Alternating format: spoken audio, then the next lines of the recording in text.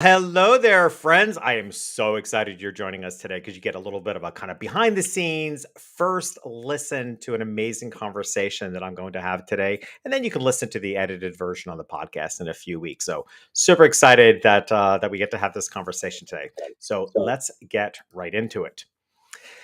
In this world of experts and thought leadership, so many people are writing books. In my opinion, my good friend and editor AJ Harper has done more for raising the bar of writing good books than anyone I know.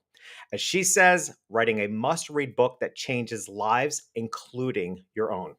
AJ is a former ghostwriter, a developmental editor, and publishing strategist who helps authors write foundational books that enable them to build readership, grow their brand, and make a significant impact on the world.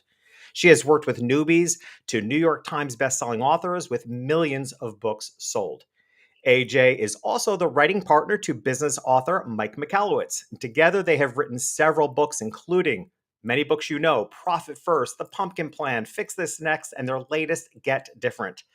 Through her top three book workshops and retreats, AJ empowers authors with insider publishing knowledge and guides them through the book development, writing, and editing process. And now she shares her inside secrets in her own book, Write a Must Read, Craft a Book That Changes Lives, including your own. AJ lives with her wife and son in New York's Lower Hudson Valley, which is also home to me, or in that general area. AJ, I'm so excited to have you here today. This is the best. Oh I'm my gosh. so Yep. excited. I've been counting the days. Well, and it's also, I mean, what a chance for us to have a conversation. And here you are, you're the editor of my books. We're friends. We have had so many conversations, but never now about your, genius and how you teach people to do this stuff. So I'm so excited, and it's truly a gift. But, the first thing that comes to mind, and I think I know that you and I share this, is we need to put to rest the whole idea that a book is nothing more than a better business card. I Thank don't know where that started, how it started. Maybe you do. you. Mhm. So let's put that to rest. And what I'd like to focus on is like what you talk about, creating a perennial bestseller. So maybe you have some insights into how we got into this place of better business card and what you mean by a perennial bestseller. Sure, and thank you for bringing that up right off the bat because I this is what I feel passionate about. So a better business card is a term that it was in use when I started about 17 years ago, but it really caught fire because the self-publishing part of the industry became much easier and less expensive. And so one could say, hey, it's a better business card because people can learn more about you and it's more impressive for credibility. But the problem is, what do we do with business cards? We throw them out. Right. And sometimes you're meticulous. I don't know about you, but I usually end up finding them in the bottom of line luggage 2 years later.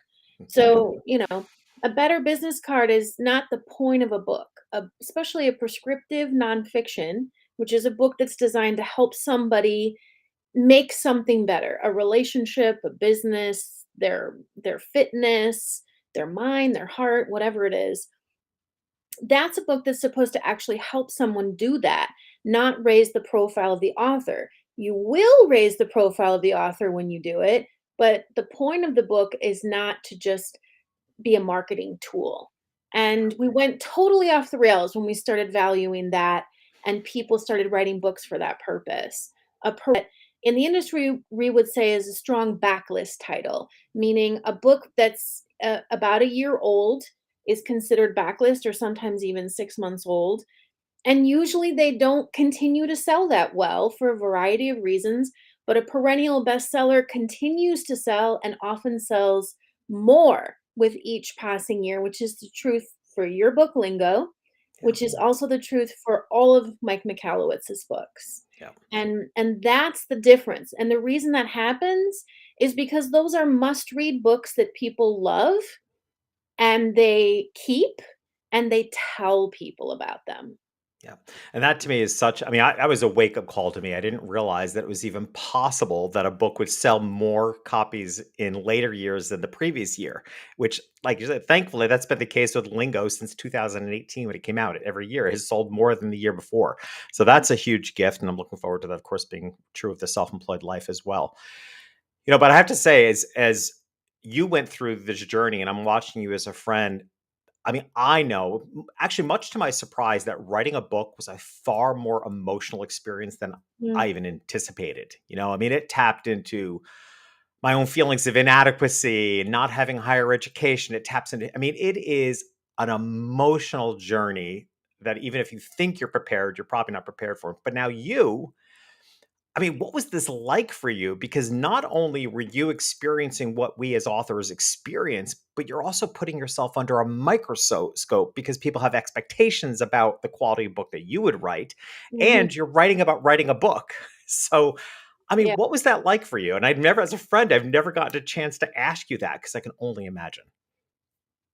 I did not expect this, but it was really awful. It was I thought I've written dozens of books, I don't even know how many, and it's not high stakes for me generally. With the Mike Michalowicz books, it is because he's open about collaborating with me. But it's generally not high stakes. As a ghostwriter, I would finish it. Often they didn't even tell me when it came out, Hmm. quite frankly. Wow. So I'm on to the next one. I probably wrote a few books since then. This was totally different, and it blindsided me because I thought I know it's hard, it's always hard. Let's just get that straight. Anybody who's telling you, "This is a piece of cake, fill in Yeah. the blank, it's not gonna be an issue," that's BS. Even after 17 years, it's always hard for me to work on a book, but whoa, this one was major. It's made I felt so vulnerable, I felt so nervous, I could not let go of it. Well, so Um I give you huge props because you really are putting yourself under a microscope, like writing a book about what you do. I mean, to me, you put yourself more under a microscope than even those of us that, just are authors and writing a book. And, as I said, I mean, it hit nerves for me too, particularly the first book about it was more than just as a lot of authors say, who am I to write this book? It was Mm, even deeper than that because I was thinking, oh my gosh, I mean, I don't even have an advanced education. And mm, one of the things that you did for me, which is in the self-employed life, is that you give this great exercise to actually write out your worst criticism, like the mhm. very worst review. And honestly, for me, it's the most fun thing in the book. That's how I end the book. And you Like, put and it in I the book. I put it in the book because I love, and it's actually, it says my favorite thing in the book because I love the fact that I had so much fun writing this horrible review that I feared somebody could give. Because if you get in touch with that, you can move on from it. So your philosophy, which to me it seems obvious, but it was to me it was groundbreaking, and I know it is for all the authors you work with, is reader first. Mhm, Why that isn't more obvious in the world of writing, but you know what? It's the same thing in business. Why don't more businesses think customer first? We mhm. think we do, we don't in action. But your philosophy is reader first, that a book is not about something, a book is for someone. Yeah. You get there by talking about a reader transformation sequence. Mhm. So tell us about that because that to me really summarizes the objective here. Well, here's the thing about reader first. So, we everyone would pretty much agree that you should write a book with someone in mind. So get clarity about your reader. The problem is that's usually where it ends, is at that ideation phase where which book are we going to write? What's the focus? Okay, got it, moving on. But reader first is really about holding the reader all the way through. Hmm. From the first page where they need to feel seen and heard and all the way to the end where the promise is delivered. And we tend to forget about them once we've decided we're going to write the book for them. We just tend to forget about what it's like for them, where they're starting, what they want, their challenges, and most importantly, what it's like to hear the information or read the information that you're giving for the very first time. And the reader transformation sequence is how a book becomes a must read. And it's people will buy your book because you have a solution to their problem. They'll read it because you see them and you get them. They'll finish it because they trust you. They'll act on the advice in your book because you believe in them, and that one's major, that you've expressed that you believe in them, and they'll tell the whole world because they believe in you. Yeah.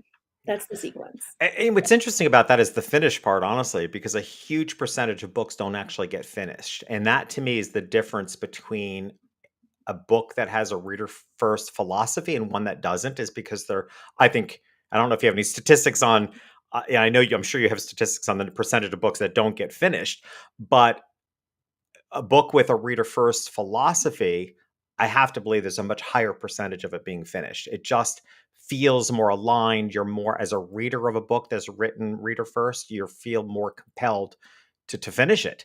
And like I said, a huge percentage of books don't even get finished. So, That's why we still need to front load books with, the best content in the first 2 chapters, yeah, but still, if you're mindful of the reader experience, they will keep turning the page. yeah, And the thing is, the reader first is not just an idea, it's a craft. So that's the key distinction here. And so the book I wrote teaches that craft, right? How can you be mindful of what they're feeling, thinking, what they need, all through the whole book, and how to keep them on the page.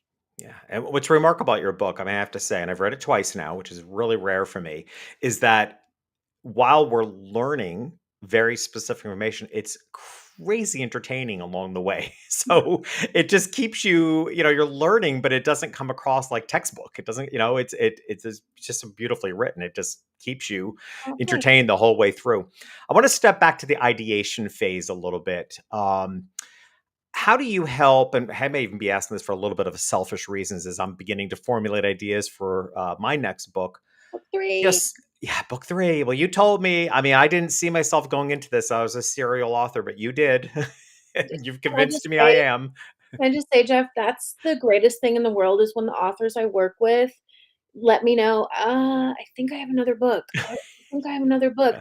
Because that I know they do, and when they accept that they're a career author is just love. That's Yeah. my I mean, and I'm sure other authors or people think about writing books can relate to this. Like, I never looked at writing lingo as a better business card, but I did look at it as kind of my calling out card, kind of stepping out of the photo industry and saying, hey, world, I'm bigger than just this one industry. But I didn't have there were no aspirations to write any books beyond that. I thought I was writing the coming out card again, right? So Mhm. that's kind of all that was my objective. It wasn't until writing the book and working with you, it's like, oh no, there's I am a serial author. There's many books in here. But how do you help people with ideation? Because I see a lot of people get hung up in either having too many ideas, not knowing what idea is best for them, what idea is marketable. Any idea how somebody you can help somebody sort through the various ideas to hone in on the idea for a book?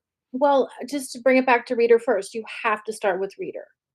And you have to decide who that reader is for you. And it's not about an avatar. It's first off, the question I always ask is who do you want to hang out with for the next few years? Yeah, I love So, that. who are your people? I say few years because people don't realize. So, back to that better business card, right? If you're trying to do it fast and just get it out there, you're not thinking like that. But to be a legit author, right? Who's really crafting a book that matters. That's going to take some time. So is getting it to market. So is building readership. That's years. And that's a good thing. It's fun. You want to hear from readers. So who are those people? That's number one. And then what do they need? What would serve them best? Is, they've got a core problem. You can probably solve several of them. I know you can for the self employed people in your universe. But which one do they need first? Mhm. And then you ask yourself, does this get me where I need to go? The problem is we start with, does this get me where I need to go first? And we need to, it is a consideration. It's not like we write totally altruistically here, but we have to think of the reader first because Yeah. otherwise it just doesn't work. That right what you just said right there is so important because that really solidifies the reader first concept because it's true. So many people go into writing a book thinking, what's in it? How is this going to change my life? Or how is this going to be the best trajectory for my career? And you know what? As somebody who reads 2 books a week, I can feel when a book is written that way Mhm. versus a book that's written reader first.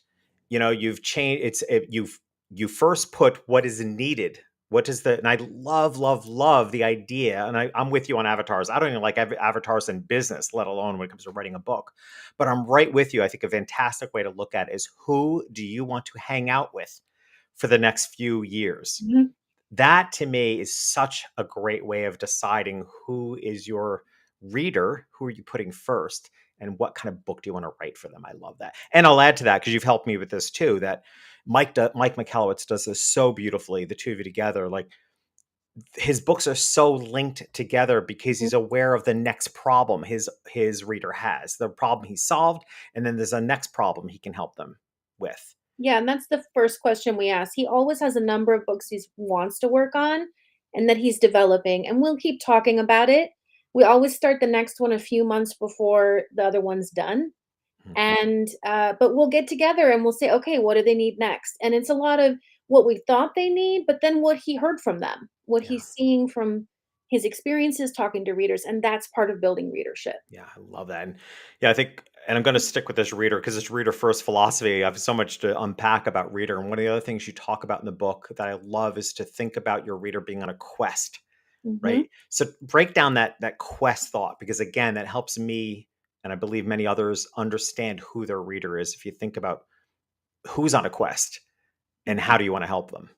Right, and if you think of them as, being on a quest and you're the guide, they're Luke Skywalker, you're Obi-Wan, and when you change that perspective, then it opens up the type of book you wanna write. It opens up the content you include, it answers a lot of questions, and you start thinking about, "How am I gonna get them there?" If you were really on a legit quest up a mountain, right, there would be routes that you would take, things you wouldn't do. It's the same with a book, and we tend to organize it in the opposite way, which isn't actually helpful.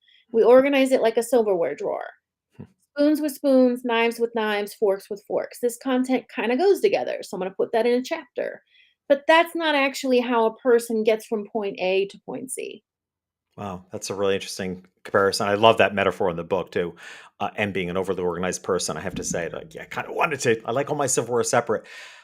Another thing you talk about a lot in your work, and I know in the book you don't necessarily link this together, but I want to offer it as Oh, something that I found helpful, is you talk about immutable laws. yes.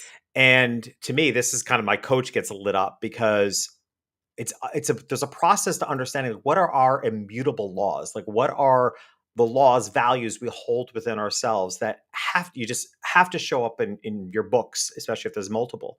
Hmm. That to me also helps us understand who we're writing for, right? I mean, Hmm. my one of my immutable laws, and I call it the in the trenches law.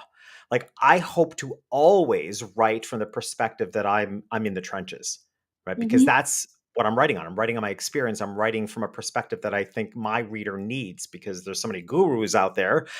I want to write from in the trenches. So Hmm. that helps me. Understanding your immutable laws, I believe, also helps you get in touch with your readers. So talk about the immutable laws from both the perspective of the logistics of writing a book, but also how it's about finding yourself so you can understand the reader. It's interesting you would link that. I haven't linked that before, but I can see the link because when you talk about the immutable laws, that's values, right? So who your shared values with your reader is one way to look at that. That's very cool. I love that you link that. I got immutable laws from Mike's first book. And then when we sat down to write the pumpkin plan and he said, "Okay, I've got 25 books in me." I said, "Then you've got to get serious about who you are across all books. You have to start thinking about this. Stop thinking about this as one book on a topic. It's more about who you are and what you stand for. And so you'll show up like that in every book. And we're very careful about that. I've added characteristics. So immutable Hmm. laws and characteristics. So it's what you stand for, what you believe in, the what your book must be. For example, I think all books should be doable. I want mine to be doable. One, and certainly Mike's books, he thinks all books should be his books should be disruptive, right? That's a quality that determines which book he's going to write. Is it disruptive or is it just a fun idea? Not going to do the fun idea. I'm going to do the disruptive idea.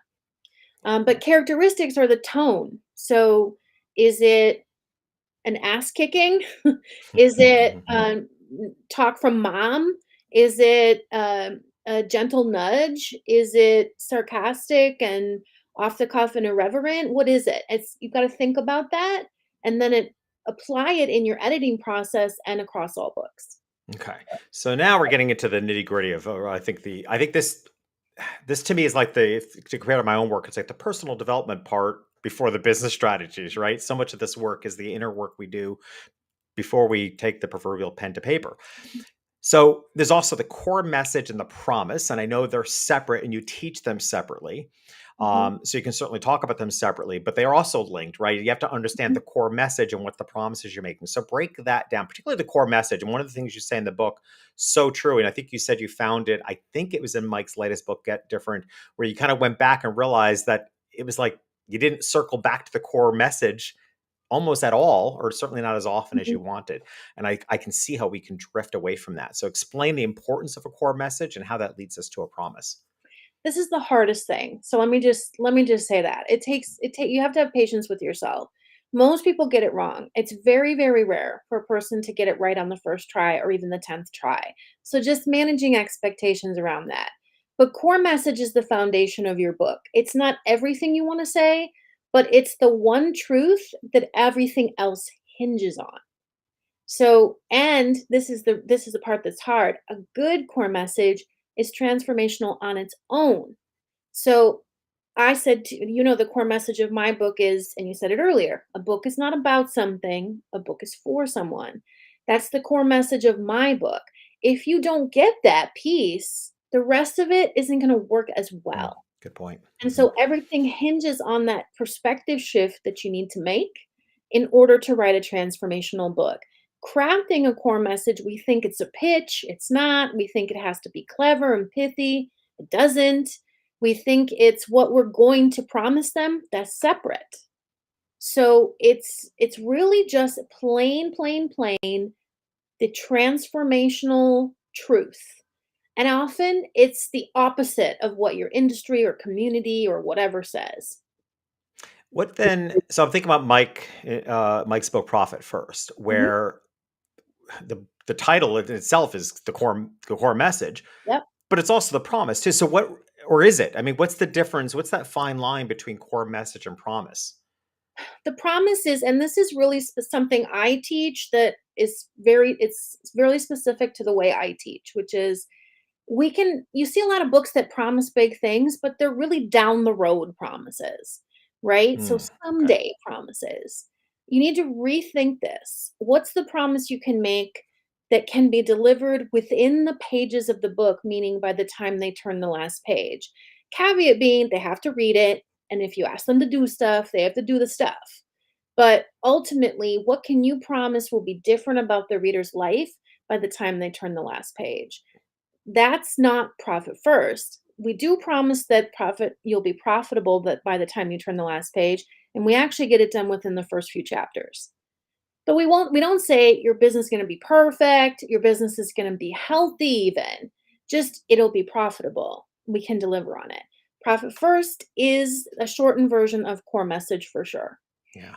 I love that. I think that that's the key, is that the promise is what's delivered between the pages Mhm. of the book, right? It's not the gee, I feel great. And you and I, we've seen, many of us have seen far too many keynotes that feel this way. It's like, well, that was entertaining, but Mhm. what do I do with it? Right. So the promise is, what can I accomplish as a reader within the pages of the book? Love that. All right. So now let's kind of get into the actual process of writing a book. Um, Outline. Oh my gosh. I wanted to completely skip over that stage, if you remember, because, it's just sort of, and I'm not an extemporaneous speaker at all. I'm an overly rehearsed speaker usually.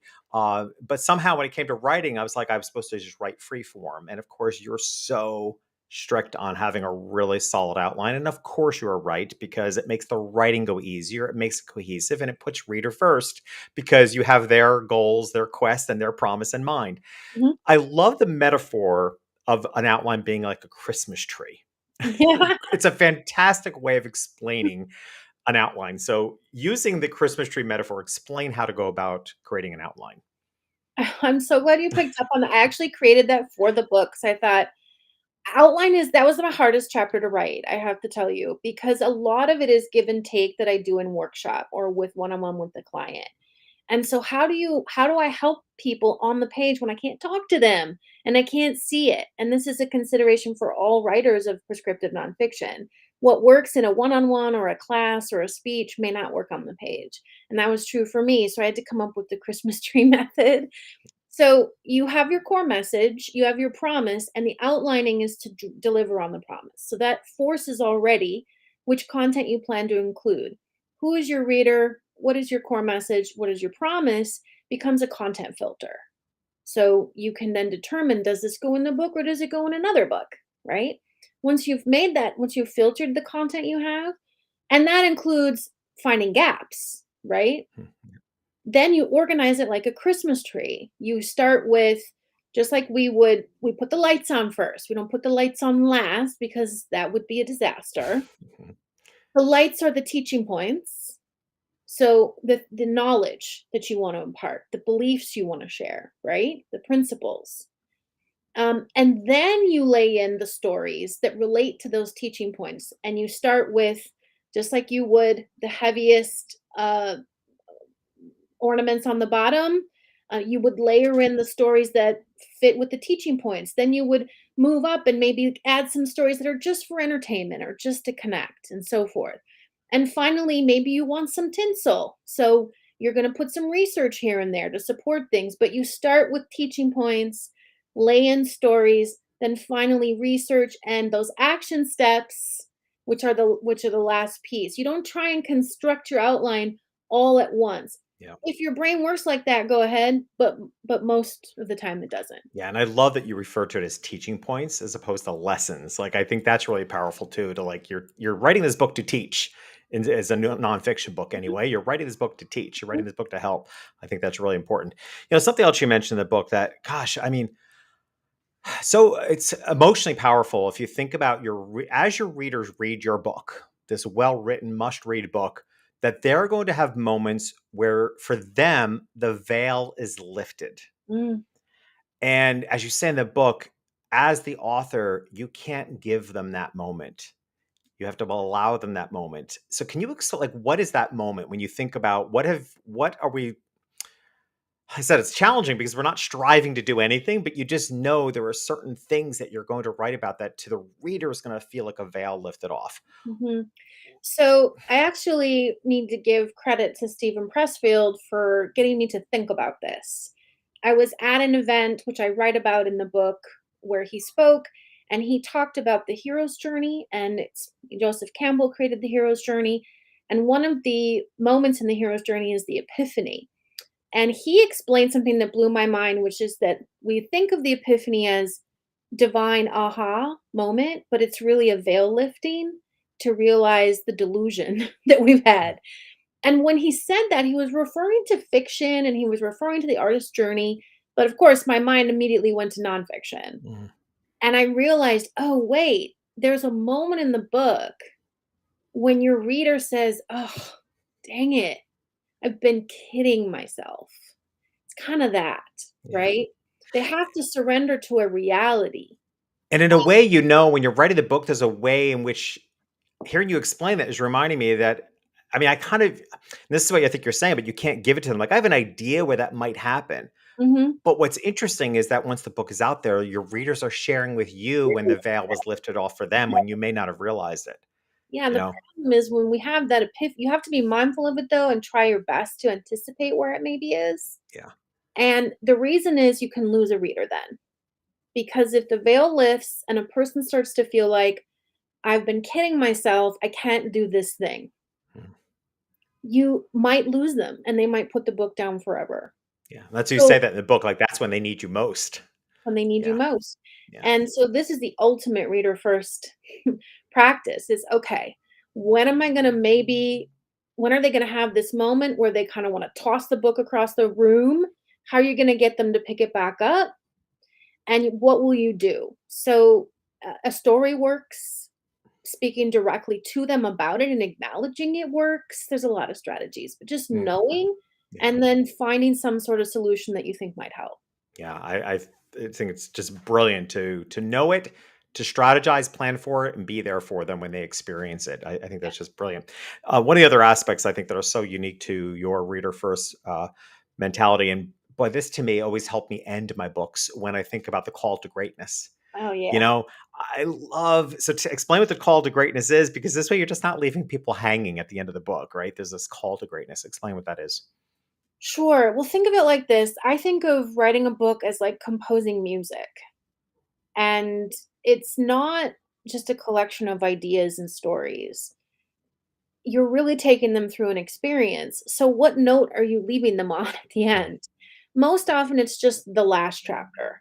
And then we feel like that feels weird. So we do this summary thing, right? Here are the key takeaways. Here is the summary of everything you learned. It's boring. Who wants Yeah. to do that?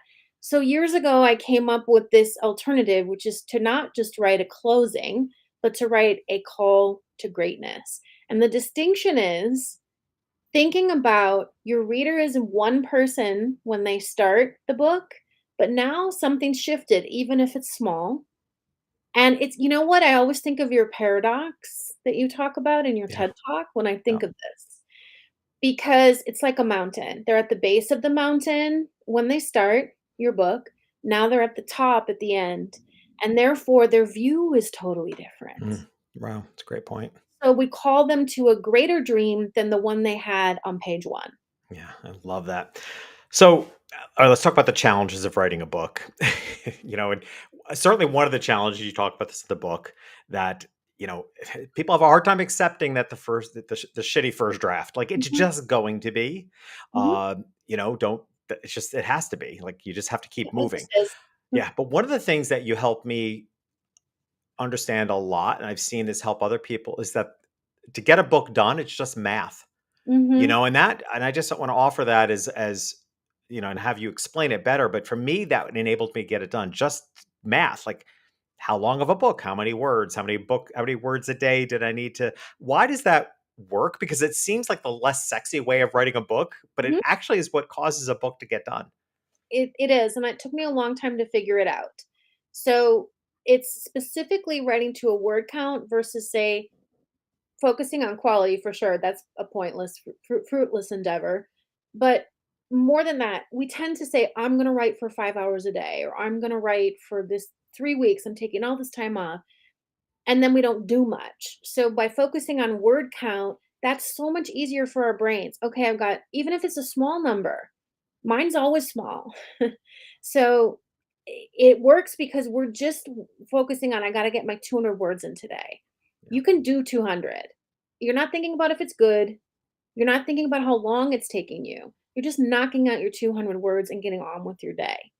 And that over time really adds up and it helps beat the inner critic because you're not thinking about quality and you're not thinking about, did I put in my time today? You right. could knock out 200 words. Honestly, you could do it in about 10, 15 minutes. Yeah, and I would always tend to I would aim to write just for sake of explanation. I would try to write 800 to 1,000 words, but that was just me because that was kind of what I was used to writing for article writing. Most Mhm, articles I write have to be 800 words, so it was kind of where my brain was at, and I can do that anywhere between an hour to 3 hours. I don't know how long it didn't, but like I said, the length of time didn't matter. Just it really helped me finish my books because I looked at a goal. Like I literally wanted the self-employed life to be about 225 pages. I think I had said it ended up being 236 pages, right? But I had a specific number of pages. This is what, like 250, typically about 250 words per page. That gave me an exact number of words I needed to mhm, fill this book. And then how many words did I need to write a day? I mean, it just somehow, like you said, it must be the removal of the inner critic, the removal of the emotions, mhm. because it just enables you to finish the book. Something else I want to talk about that you do that I have never heard of, and I don't know if anybody else does this, are your editing passes. Yeah, no one Ex- does that. I don't think so. Explain what they are because it is beyond brilliant. Like every book should go through this. Okay. Thank you for saying that. It's extra, as my wife would say, extra. Um, it came from having OCD, quite frankly, and that's not a me being figurative. Me worried, I'm a checker, so I'm always worried, is this working? Is this gonna happen? Did I make sure all these things are working out? And it came from the first big book I did versus little short things. I didn't have any idea if it was good enough to turn in. And so since it was prescriptive nonfiction, I thought, okay, well, let me make sure about all these things. And lists help me, checklists help me. So and then it evolved over time into specific editing passes that are focused on the reader experience that you do one at a time. And to be clear, it doesn't mean you read your whole book word one to the last page every time, but it means Although you do more often than you think. Like I said, I mean, that yeah, was your passes, this is brilliant. I mean, it seems incredibly daunting when you first, and there's a list of it passes, is like, daunting. and my first thought was, okay, I'm gonna read this book 10 times, 12 times, 16 Oh, times, and yeah. each time look for one pass. And I thought it was crazy. And I looked for opportunities where I could blend the passes. But honestly, to try to read your book with more than two objectives in your mind is Yeah. hard. So I You did wind up reading it like 10 times. But the thing is, if so one of the passes is, core message, right? And you talked about this earlier, how I wrote Get Different with Mike, and then I did a core message pass.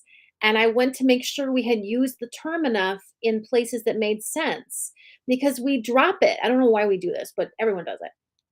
And so that's not me reading the whole book to look for the message. That's me using the find function in Word to see if I've used it enough. So, that could take me 45 minutes to finish that pass. A different pass could take me much longer. Say, doubts and criticisms is one pass where I'm checking to see if I where might my reader doubt what I'm saying or criticize what I'm saying, and how can I get in front of that so that it's addressed immediately? Yeah, I think one of the passes that you do that I think is so important is the doability pass, Ugh. right? So imagine, you've written the book. Imagine you're reading your book solely from the perspective, is this doable for the reader? Mhm. And that is so important. That to me is a pass that the book needs to be read from beginning to end, and that's all you're focused on because it's that important. Like that's one of those passes to me that you have to read the whole book for me personally because Yeah, I okay. found that really, because I'm a coach, right? So it's Sure. really my habit is to throw stuff out there that, oh, you can do that. And then you realize this isn't doable. And I realized as a coach, like I love to walk through fires and challenge myself and hit all my buttons. Well, not everybody loves that. So I have to No, I that's had to read the book from the perspective, like, is this doable for somebody? Can they do this exercise on their own? yeah, you bring up a good point. We as the author are more experienced with the content that we are presenting. So it's easier for us to get it. We make a lot of assumptions about what people understand.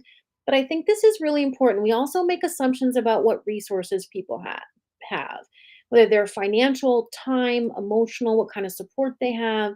And we need to be respectful of the fact that what might seem like a breeze to us would actually be really hard for someone else. Yeah. So doability is about considering that, then adjusting what our ask accordingly, and sometimes maybe even cutting something. Because we have a tendency to give our readers tasks as filler.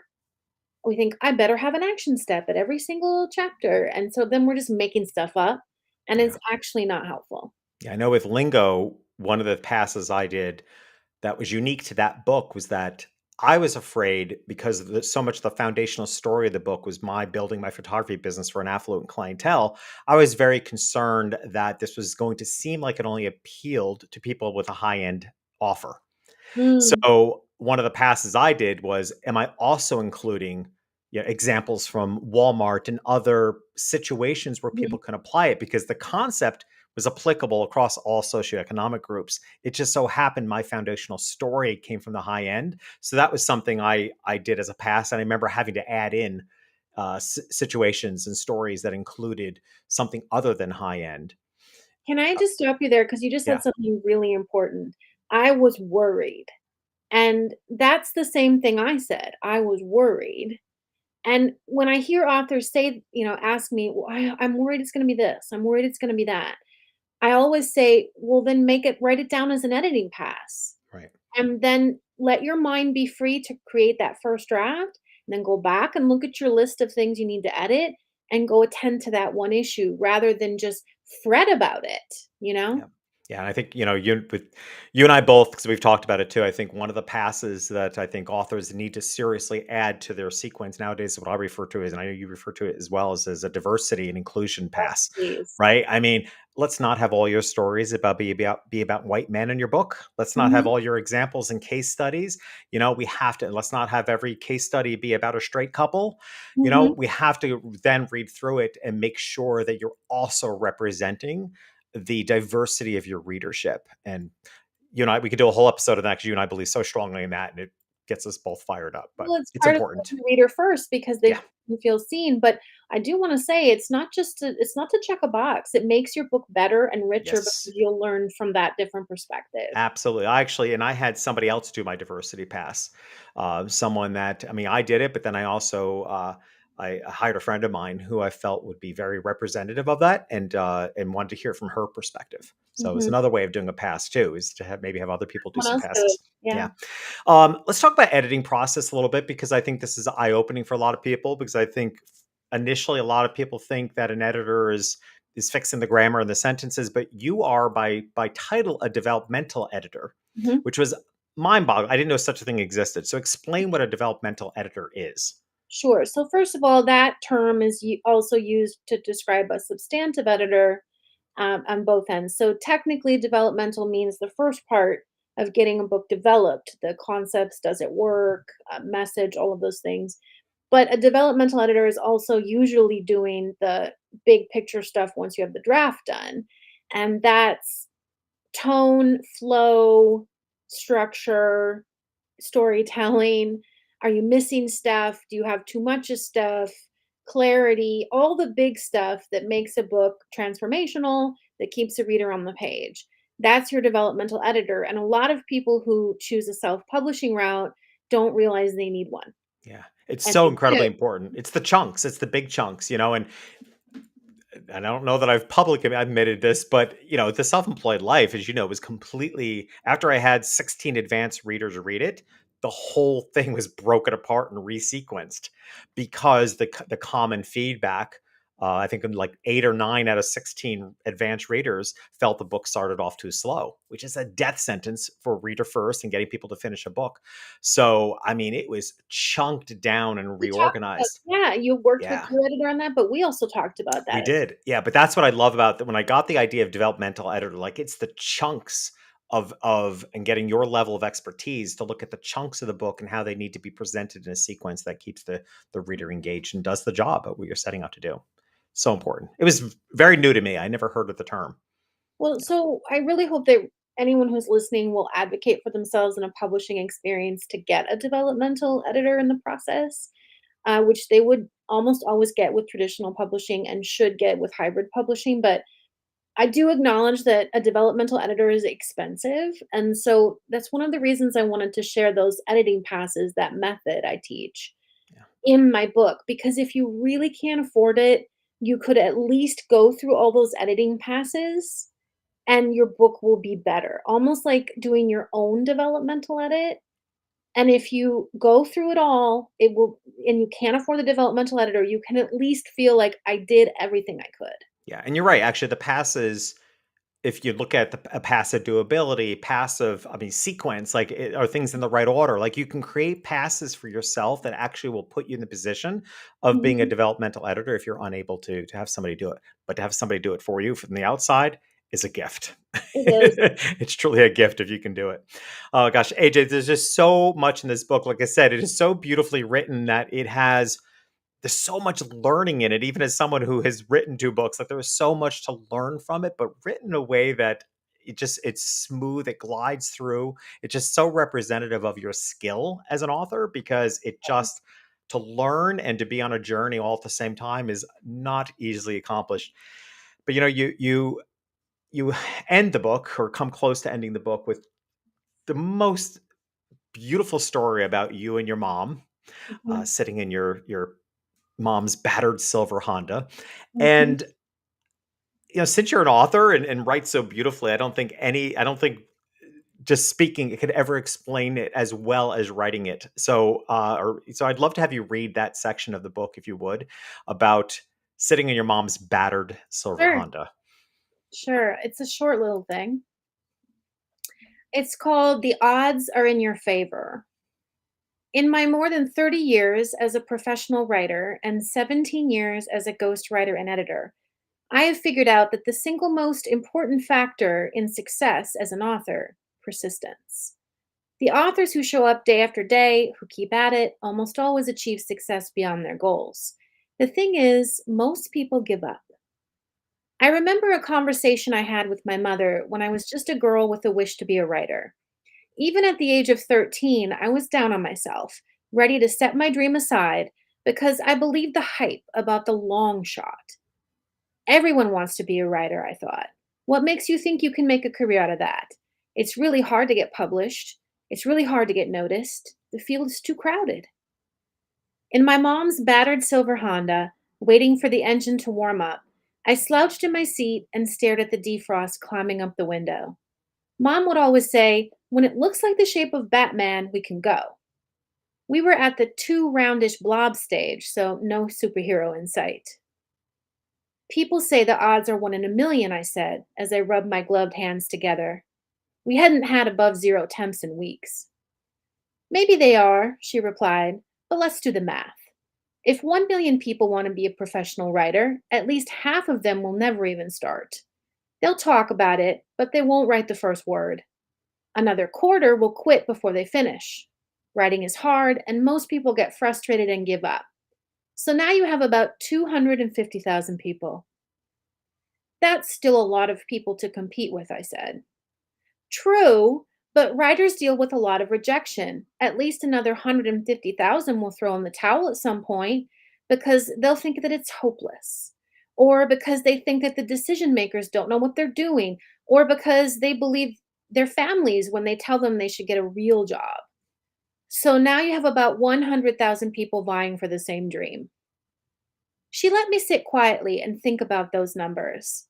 100,000 people still seemed like an impossible number. It might as well have been 1 million. As the bulbous shape started to form Batman's wings, Mom said, "This is where craft makes the difference. Of the 100,000 people, at least half of them are not committed to craft, to learning how to get better, to listening to mentors and editors. They will only go so far because they think that they don't need any help. Now you have about 50,000 people who are still in it with you." I sat up taller in my seat. "Of those 50,000, she continued, only about 10,000 will have natural talent to do big things.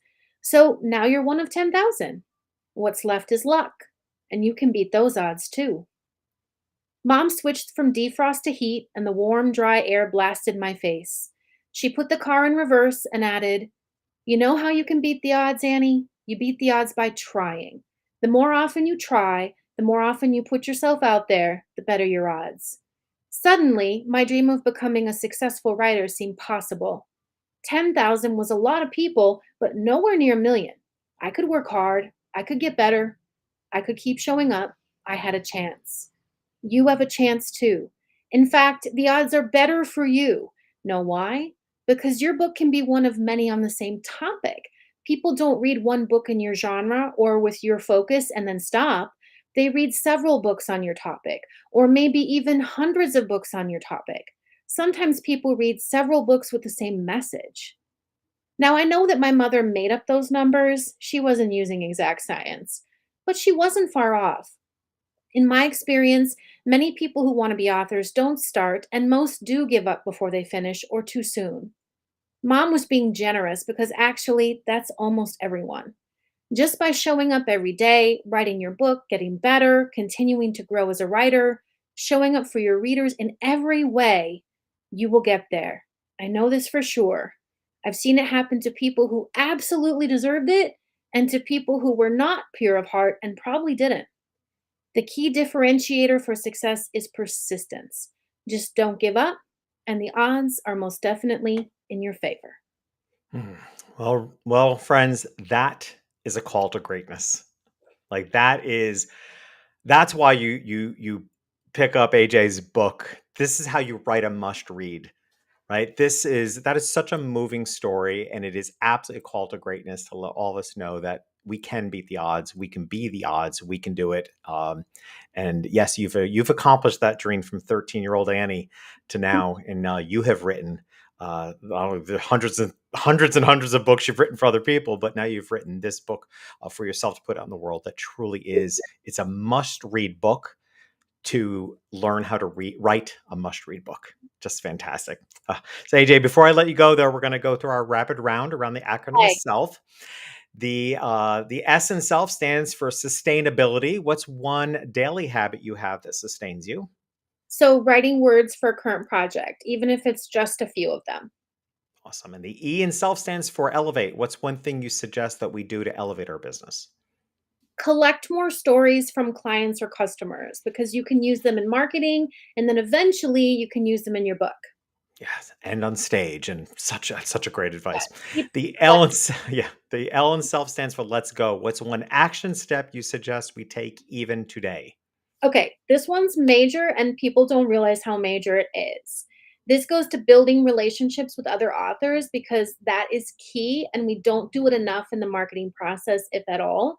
It's free and it's super effective. Write a book review for a book you genuinely love that would also benefit your ideal reader, and then post it on Amazon and share that book review on social media and tag the author. Mm, Do it nice. today. Gosh, yeah, I need to do more of that. Awesome. The F in self stands for facing a challenge. With all that you've accomplished, particularly with this book, what's one challenge you still face? Making space for time to think, to just roll around, putter, have ideas come to me. Yeah, just making space in my schedule. Well, your book having launched on May 24th, tell us the best way to find out how to get a hold of the book and how to find out more about you and be in touch with you. So it's available where all books are sold. You can go to writeamustread.com if you want to get cool stuff, including I did a behind the book feature, which is like my director's cut. So you can actually see how I created a Write a Must Read with video screenshots of how I did the whole thing. And that will enhance the learning experience. Or you can go to ajharper.com as well to learn more about me. Fantastic. Well, of course, we'll make sure all those links are available at our show notes at jeffreyshaw.com/podcast. And hey, by the way, if you're listening to this podcast in its traditional form, do know also that at the time of the interviews, we are live streaming them on YouTube and also my Facebook business page. So if you want a first listen, behind the scenes, raw, unedited version of the podcast, be sure to join me on YouTube or my Facebook business page. AJ, I can't thank you enough, not only for being here, but for all that you have done for me in my life and with my books and with so many more to come. So thank you for being here. Thanks, Jeff. Remember, you might be in business for yourself, but you're not in business by yourself. Be your best self, be proud, and keep changing the world.